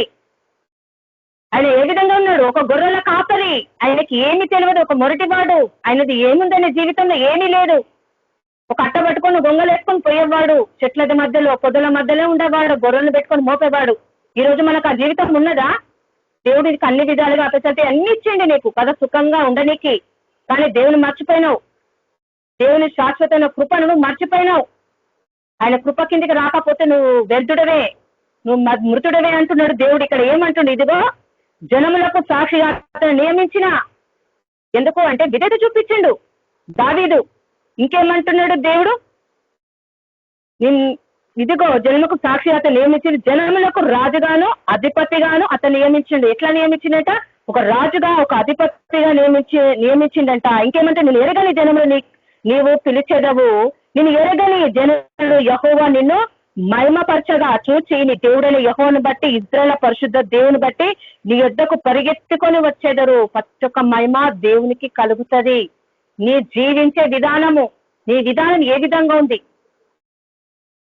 కదా. దేవుడు ప్రతి ఒక్క దాంట్లో దేవుడు మరి దావీదుకి శాశ్వతమైన కృప చూపించిండు ఆయన.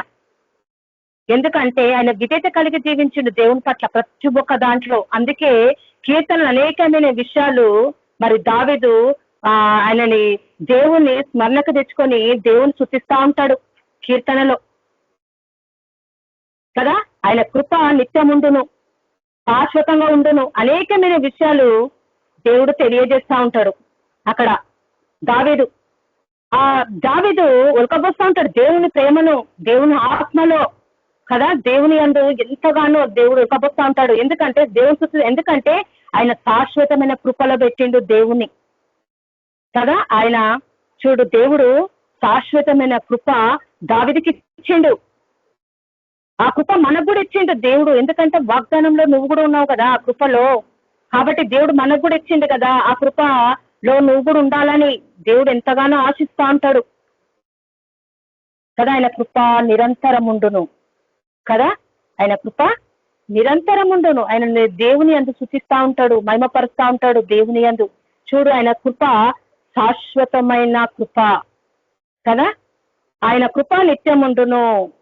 ఆయన కృప ఎప్పుడు నిత్యం ఉంటది ఆయనకి. ఎందుకు అంటే దేవుడు ఆయనని ఎన్నుకున్నాడు కాబట్టి, ఆయనకు జనముకు రాజుగా అధిపతిగా చేసిండు. దేవునికి విధేయత చూపించినప్పుడు దేవుడు ఆయనతోని అనేకమైన విషయాల ద్వారా వాగ్దానం చేసిండు, ఆ నిత్య నిబంధన చేసినప్పుడు.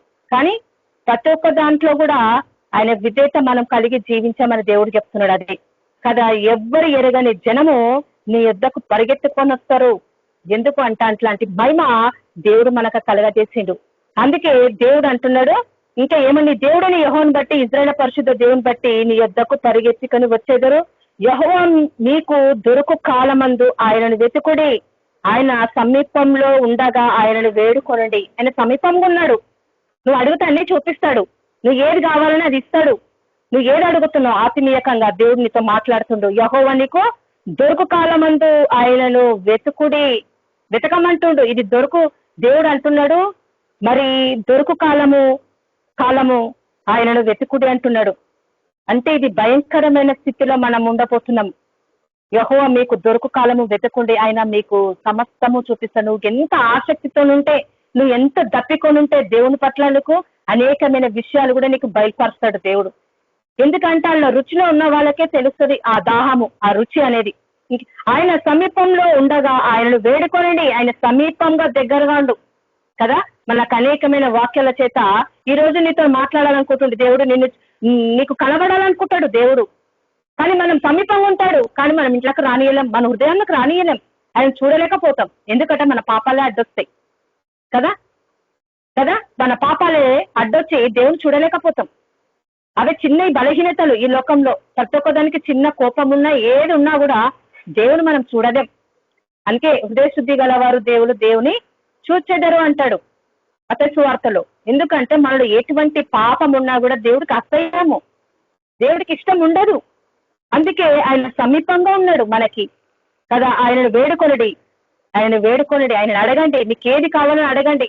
నువ్వు ఏ విధంగా దప్పికొని ఉన్నావు ఆత్మీయకంగా, దేవుడు ఏది ఇయ్యకపోయినా ఈ లోకాన్ని పంచి దానికోసము కాని దానికోసం నువ్వు కష్టపడుతున్నావు, వేస్ట్ చేసుకుంటున్నావు టైము. అందుకే దేవుడు గుర్తు చేస్తా ఉన్నాడు కదా. దేవుడు ప్రతి ఒక్క దాంట్లో దాహం కొని. ఇంకోటి ఏంటంటే యోహాను సువార్త 15వ అధ్యాయము 1వ వచనం చూద్దాము. నేను నిజమైన ద్రాక్షవల్లిని, నా తండ్రి వ్యవసాయకుడు. నాలో ఫలింపని ప్రతి తీగ ఆయన తీసి పారవేయును, ఫలించు ప్రతి తీగ మరి ఎక్కువగా ఫలింపవలనని దానిలోని పనికిరాని తీగను తీసివేయును. ఒకటే మాట దేవుడు ఇక్కడ చెప్తుండ్రు. 2వ వచనం, మొదటి 2 వచనాల్లో నేను నిజమైన ద్రాక్షవల్లిని.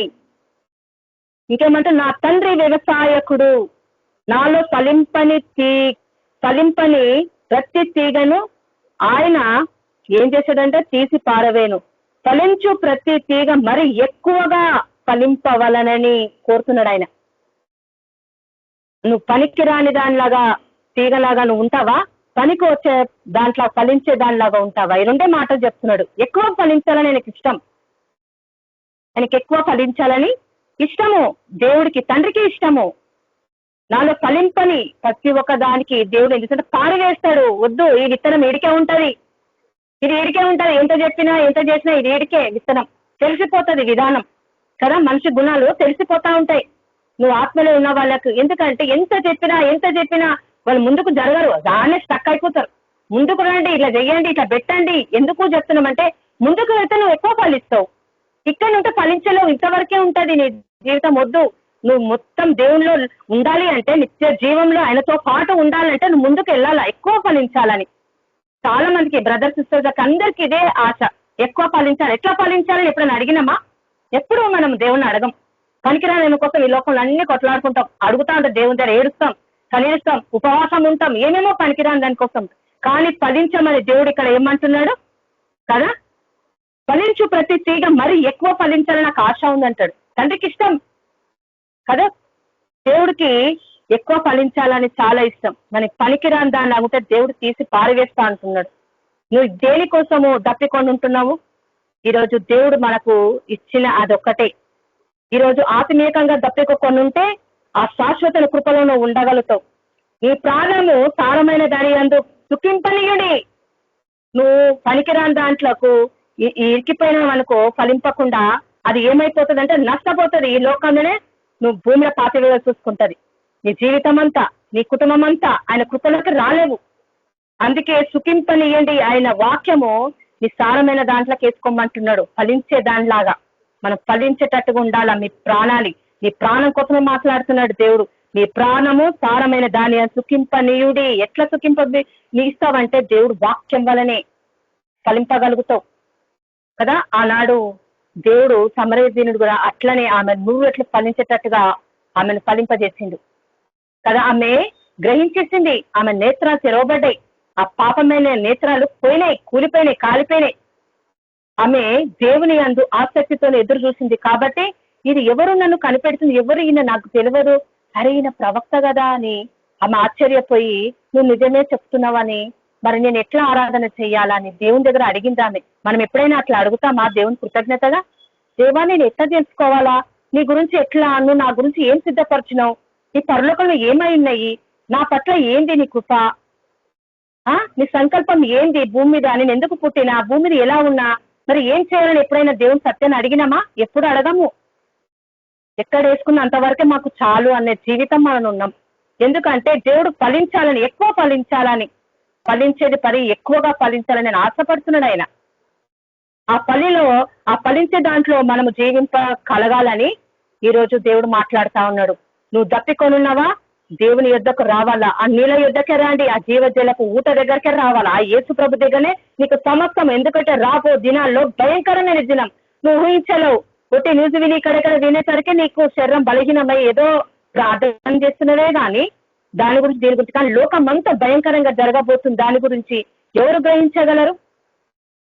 ఆ నీళ్ళ యుద్ధకు ఇప్పుడే ఆయన సమీపంగా ఉన్నాడు కదా. ఆయన ఏమంటాడు, యెహోవా దొరుకు కాలమందు ఆయన వెతుకుడి, ఆయన సమీపంగా ఉండగా ఆయన వేడుకోమంటున్నాడు. ఇప్పుడే టైం అయిపోయింది, లేదు ముద్రించుకున్నాక భయంకరమైన దినాలు ఉండబోతుంది. ఎవడైతే విడబడతాడో, ఎవరైతే ముద్ర లేరో వానికి భయంకరమైన స్థితి రాబోతుంది. దేవుడు తెలియజేస్తుంది అదొక్కటే. ఆ స్థితిలో మీరు ఉండకూడదని దేవుని ప్రేమ, ఆయన త్యాగము వ్యర్థం కావద్దు, ఆయన రక్షణ మన కొరకు ఎంతగానో సిద్ధపరిచిండు. అదంతా వ్యర్థం చేసుకోకండి బిడ్డల్లారా అని చెప్తున్నాడు దేవుడు. మరి ఆయన మాటకు ఈ రోజు చెవి యొగ్గితే నువ్వు జీవితాంతం ఎలా ఉంటారంట?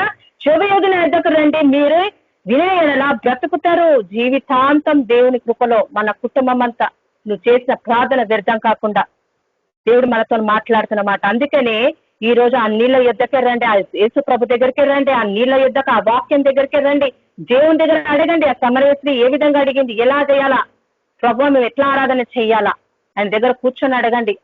అది దేవుడు సమస్తాన్ని మీకు కలగజేస్తాడు. చిన్న వాక్యము దేవుడు జీవించిన గాక. ప్రార్థన చేద్దాం. స్తోత్రమైనా పరిశుద్ధుడా, మహిమోన్నతుడా, సరశక్తి మంత్రుడా, జీవంగల తండ్రి నీకు వందనాలు ప్రభా. ఇంతవరకు వాక్యం చేత మాతో మాట్లాడిన విధానాన్ని బట్టి నీకు వందనాలు ప్రభా. మా కొరకు మీరు ఎంతగానో యేసు ప్రభా నీ సంకల్పాన్ని చిత్త నెరవేర్చనీకున్నాం ప్రభా. దేవా నీకు చోటు ఇవ్వకుండా ఉన్నాం నాయన. ఈ లోకంలో పడి మేము ఎంతగానో నష్టపోతున్నాం నాయన. తండ్రి నీ ప్రాణాలు సుఖింపని ఏమని చెప్తున్నారు నాయన. తండ్రి నీకు వందనాలు ప్రభా. మాకు యేసుక్రీస్తు నామంలో మంచి ఫలాలను ఫలించే శక్తి మాకు దయచేయండి. 100 రెట్ల ఫలాన్ని మేము పొందుకోవాలా ప్రభా. తండ్రి నీకు వందనాలు. బహుగా ఫలించడం నీకు ఇష్టమన్నావు నాయన. నా తండ్రి నీకు స్తోత్రంలో నాయన, ఎక్కువ ఫలించడం నీ చిత్తమైనది నా తండ్రి. యేసు ప్రభా ఫలించే తీగల్లాగా మేము తయారు కావాలా. అనేక మంది నేను తీసుకొని మేము రావాలా ప్రభా. నాటి ఫలింప చెయ్యాలా తండ్రి. అలాంటి శక్తిని మాకు దయచేయండి తండ్రి. అందుకే యేసుప్రభు కీర్తనలో యేసుప్రభు దివారాత ధ్యానించి వాడు ధన్యుడన్నావు నాయన. అందరి బట్టి నీకు స్తోత్రంలో వాక్యత మమ్మల్ని ఎంతగానో ప్రోత్సహించి రక్షించి కాచి కాపాడను ఈ రోజు హృదయంతో మాట్లాడా ప్రభా. అలాంటి దప్పికొని మేము ఉన్నాంనైనా ఆత్మలో ప్రభా. అనేకమైన రక్షణ తీసుకొని మేము రావాలా. ఆ నీళ్ళ యుద్ధకే తీసుకొని రావాలా ప్రభా. అనేకమైన జనాంగాలను తీసుకొని రావాలి. ఎంత భయంకరమైన పాపంలో ఉన్నారు నాయన. యేసు ప్రభా ఈ లోకంలో దుష్ట ఆత్మ నుంచి పీడింపబడుతున్న ఆత్మలోనైనా ఆయన దాని నుంచి విడుదల పొందిన యేసుప్రభు సన్నిధికి తీసుకొని రావాలా ప్రభా. అది కేవలం నీ యుద్ధనే జరుగుతుంది నాయన, నీ నామంలో జరుగుతుంది నాయన విడుదల పొందనికి ప్రభా. గొప్ప దేవ, సర్వశక్తి మంతుడా, జీవంగల తండ్రి నీకు వందనా స్తోత్రం నాయన. ప్రతి ఒక్క ఆత్మ రక్షింపబడును గాక దేవ. ఎవరు కూడా నశించడానికి నాకు ఇష్టం లేదు వాక్యమే ఉంది నాయన. తండ్రి వారి కొరకే లోకానికి వచ్చినాను ప్రభా. రక్తం కార్చినాను ప్రభా. వాళ్ళ కొరకే ప్రాణం పెట్టినాను ప్రభా. అందుని బట్టి నీకు స్తోత్రమైనా అది వ్యర్థం కాకుండా ప్రభా రక్త ప్రోక్షణని దయచేయండి. ప్రతి ఒక్క ఆత్మ కోసం ప్రార్థిస్తున్నానైనా వాళ్ళంతా రక్షణ మార్గాన్ని తీసుకొని రండి నాయన. దేవాళ్ళ పాపాలను క్షమించమని మీ సందులో మేము అడుగుతున్నాను నాయన. నా ప్రభా తండ్రి నీ నామంలో ఏది అడిగినా ఇస్తాను ప్రభా. నీ నామం ఎత్తుకొని అడుగుతున్నాం. ప్రతి ఒక్క ఆత్మ కోసం ప్రార్థిస్తున్నానైనా. వాళ్ళు నశించడానికి వీలేదు దేవ. యేసునామములో వాళ్ళంతా ముద్ర పొందును కాకనైనా, వాళ్ళ ఆత్మలని ముద్రింపబడును కాకనైనా, నరకానికి పోనికి వీల్లేదు ప్రభా. ఈ రోజు ప్రార్థిస్తున్నానైనా గొప్ప అద్భుతం జరిగించండి. సైతం చేతి నుంచి విడుదల పొందును గాక. ఆ రాజ్యాలన్నీ కూలిపోను గాక. రెహత కబార రెహత కబార గొప్ప విజయాన్ని మీరు దయచేసి వాళ్ళందరినీ మీరు బలపరచండి. రక్తంతో కడగండి నా ప్రభా. నా తండ్రి నీకే స్తోత్రం చెల్లిస్తాం. వాళ్ళంతా నీ రాజ్యాన్ని కట్టే బిడ్డలు ప్రభా. సైతం రాజ్యాన్ని కూల్చాలా, తొక్కాలా, వాని నలగదొక్కాల, నిలువరాని పాతలు బంధించాలి. అలా రెహత కబార వాళ్ళు విడుదల పొంది నీ సాక్షిగా జీవించాలా ప్రభా. అది శక్తిని దయచండి. ప్రతి ఒక్క ఆత్మ చుట్టూ అగ్నికంచెలు పెట్టింది. పొరలోక దిగు యేసు పొరలోక దూతలను దిగువ దాకా భూమి మీద అలా రహిత కబార గొప్ప విజయాన్ని దయచేసి ప్రతి ఒక్క ఆత్మతో మీరు మాట్లాడండి తండ్రి. ప్రతి ఒక్క పాపాన్ని విడిచిపెట్టును గాక. సైతాన్ని సమూహాన్ని కూర్చోయేడు గాక. రిక్కందు యేసు ప్రభా ప్రతి ఒక్క బిడ్డతో మీరు మాట్లాడండి తండ్రి. నీకు వందనాలు ప్రభా. నీ సన్నిధికి తీసుకొని రావాలా. అలాంటి శక్తిని దయచండి, అలాంటి ప్రయాసం దయచండి దేవా. సంపూర్ణమైన జీవితం దయచేయండి. ప్రతి ఒక్క బిడ్డకి ఎక్స్పీరియన్స్ అందరూ కలిగి ఉండాలి దేవా. సమర్పణమైన జీవితం దయచేయండి తండ్రి. నీకు వందనాలు ప్రభా. తండ్రి నీకు స్తోత్రంలో చెల్లిస్తాం. ప్రతి ఒక్క బిడ్డ మీరు అభిషేకించారు. నీ కడవరి వర్షం యేసుప్రభ కుమ్మరిస్తాను నాయన. మా మధ్యలో ఇచ్చిన విధానం బట్టి నీకు వందనాలు. ఆనాడు యేసుప్రభ సమరయ స్థితితో మీరు మాట్లాడారు ప్రభా. కళ్ళు తెరిచినారు ప్రభా. ఆత్మీయ జీవితాలు యేసుప్రభ మీకు తెలియజేసిన విధానం బట్టి నీకు వందనాలు. ఈ రోజు కూడా మాకు తెలియజేసిన విధానం బట్టి నీకు వందనాలు అయినా తండ్రి. ఆత్మతో సత్యంతో మేము ఆరాధన చేయాలా, నిన్ను మయపరచాలి. నీ మహిమ భూమి మీద దిగులు కాకనైనా దేవ. గొప్ప విజయాన్ని దయచేసి ప్రతి ఒక్క ఆత్మతో మీరు మాట్లాడి సరిచేసి సాక్షిగా నిలబెట్టుకొని ప్రతి ఒక్క మహిమ నీకే చెల్లిస్తూ నజరేయుడైన యేసు కోసం అడిగి వేడుకుంటున్నాం తండ్రి. ఆమేన్. Thank you sister. Praise the lord. Thank you sister. మన ప్రభువైన యేసుక్రీస్తు కృప ఎల్లప్పుడూ సదాకాలం మనందరికీ తోడును గాక. ఆమీన్. ఆమీన్ సార్. ఆమేన్. ఆమీన్. అందరికీ ఆమేన్ praise brother. Praise the lord. Brother praise lord. Thank you praise lord sister brothers అందరూ ప్రైజ్ లార్డ్. అందరికి ప్రైజ్ లార్డ్ సిస్టర్. అందరికీ praise the lord. Praise lord అక్క. ప్రైజ్ లార్డ్ అందరికి. Praise the lord everybody.